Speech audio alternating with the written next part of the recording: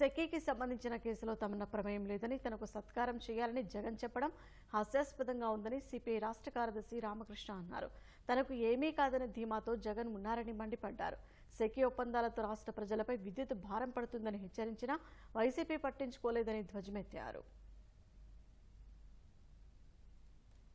మాజీ ముఖ్యమంత్రి జగన్మోహన్ రెడ్డి గారు ఆయన చెప్తా ఉన్నాడు, నా పేరు చెప్పలేదు, తర్వాత నేను పరువు నష్టం దావా వేస్తా, నన్ను ఎవరు ఏం చేసుకోలేరు అని మాట్లాడుతూ ఉన్నా అంటే చాలా చాలా ఆశ్చర్యంగా ఉంది.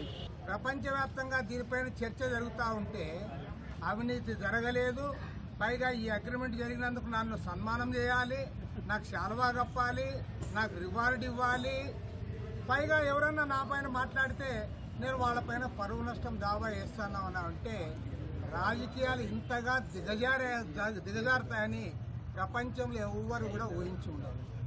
ఇందులో దోపిడీ జరిగిందా లేదని నేను అడుగుతా ఉన్నా. 1,10,000 కోట్ల రూపాయల భారం 25 ఏళ్ల పాటు ఈ రాష్ట్రంలో ఉన్న విద్యుత్ వినియోగదారులందరూ కూడా భరించాల్సి వస్తుంది.